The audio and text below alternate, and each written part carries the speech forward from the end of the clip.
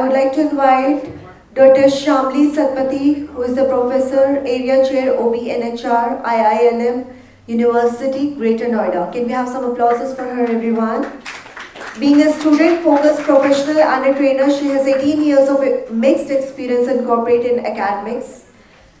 Pursuing for teaching and training, she is competent to bring together a wide array of information into the classroom based on corporate as well as teaching experience and training abilities. With a natural flair for networking and cultivating relationship, she motivates and energizes students and learners.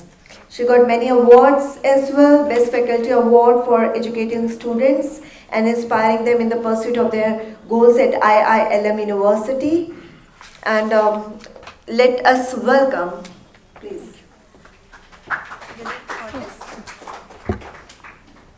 Thank you, ma'am, for the warm welcome. It's nice to be the part of this Global HR Conclave. I'm really honored. So I will not take much time because all the panelists have covered everything. So I will just skip the slides, but I will, look into some few things which is basically for the students. Because being a teacher, students, my work involves students. So obviously, whatever I'm going to talk about, that is only for my students and the HR professionals.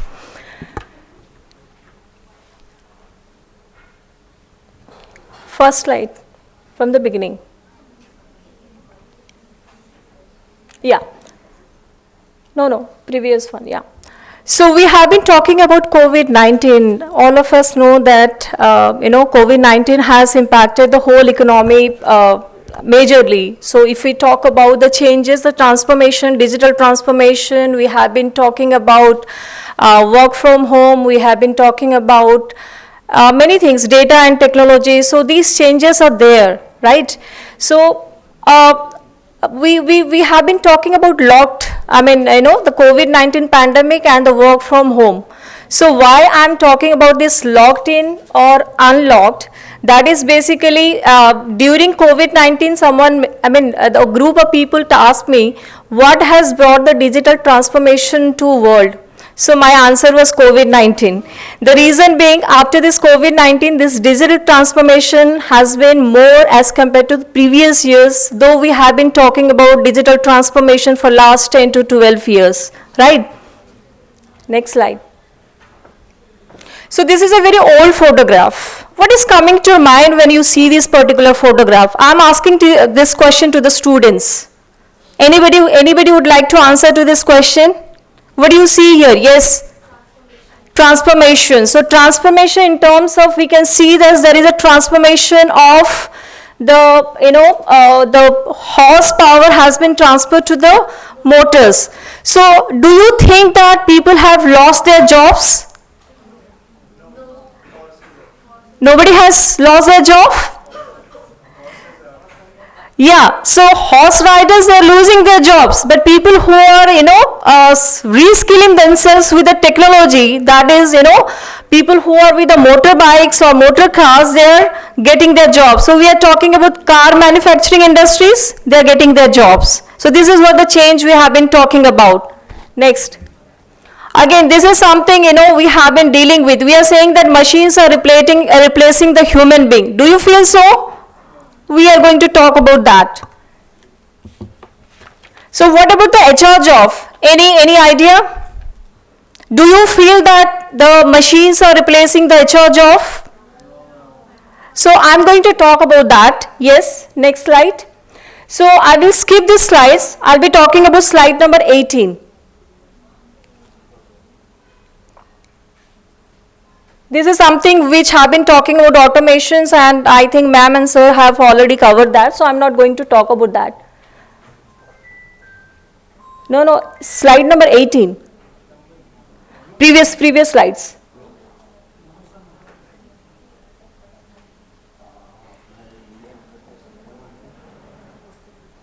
Yes, this one. So I would like to focus on this particular model because most of the HR professionals, they must be knowing that this is Dave Aldrich model, because we are talking about how technology is replacing human being, and we are going to deal with a world where technology is replacing the human being. Are you going to do that? I don't know. So if you see this particular model, we can see that there are two focus. One is your day-to-day operational and another is your future or strategic roles. Again, we can see that process oriented and people oriented. So here if you see that the first one, the administrative role, that is which is day-to-day operational role, and it is more into process oriented, right? And rest three, like if I am talking about employee champion, who are the spokesperson of the organizations, because you are representing your human being, which is again your day-to-day operational task, but it is people oriented. Similarly, if we talk about strategic partner, it is more into process oriented, but it is futuristic in nature. And the last one is change agent, which is again strategic in nature and it is more into people oriented. So why I am talking about this particular model is that if you see the three role, that is strategic role, that is change agent, and the champion, employee champion, these three roles can be complemented by data and technology. You can't say that 100% the machines are replacing the human being. But if I talk about the first one, that is the administrative role, that can be automated, because we have been talking about much about automation. So in HR role, if I talk about your payroll, your compensation, if we can talk about your recruitment selections, some of the part can be automated, right? Next slide please. Again, so we can see this perspective in a different way. I don't know how many of you are aware of proficiency role or pivotal role, because we are dealing with the corporate world, and students' most important topic is the jobs, right? So proficiency role, if you see here, I'm talking about the pilot role. It is a proficiency role. Why? Because you need to have that proficiency to deal with this job profile. Beyond a certain level, you are not going to train the pilot. The minimum proficiency is required, but beyond that level, you are not going for a training program. So this is a proficiency role, right? And this is not adding value to the company beyond that proficiency. Next is pivotal roles. If I talk about flight attendant role, which is basically a relational role. Why it is a relational role? Because you are dealing with the people. For example, the HR role, or you can say the sales and marketing, or where you are dealing with the customer management, that is a relational role. Why? Because this role is depending on how you are dealing with the complex situation or critical situations. So the enhancement in this particular role, it is adding value to the company. Beyond a certain level also, you have to have that experience to deal with certain issues, right? Next we can go to the last slide, that is 33 slide. You can come down.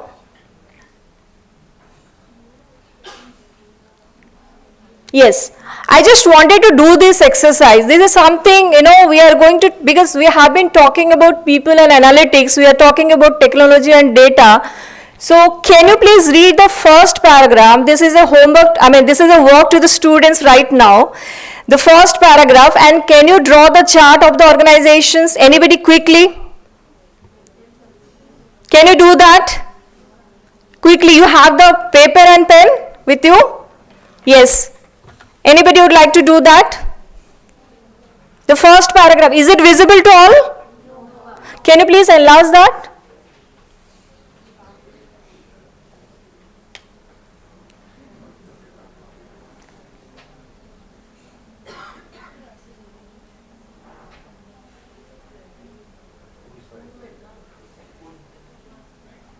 No, it's not possible. Students can come to the front and can see that. Anybody would like to do that? You can take the snapshot and do that. The first paragraph and make the organizational chart. I just want to see that. Quickly. Anybody?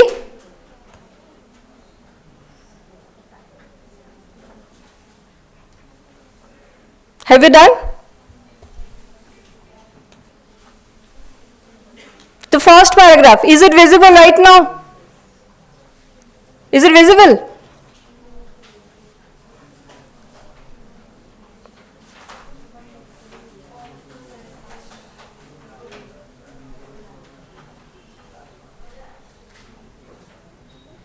Please raise your hand if you have done this. Have you done that? Zoom is not possible what they are saying. I don't know why.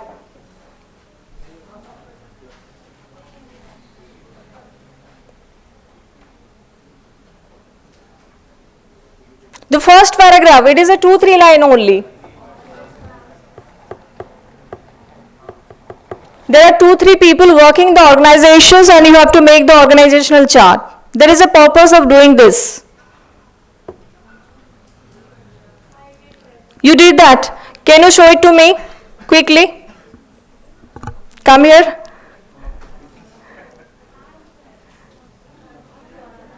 You don't have a pen and paper.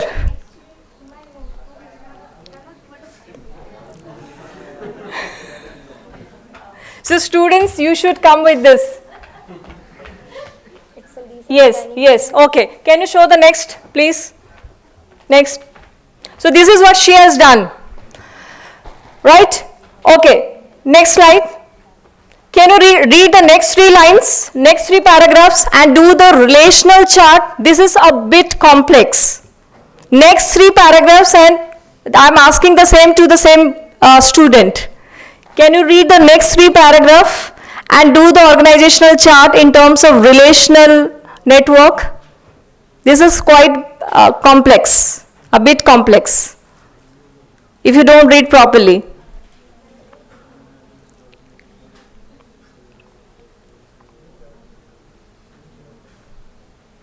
So it is, you can take the snapshot and you can sit and do that because we have the time constraint.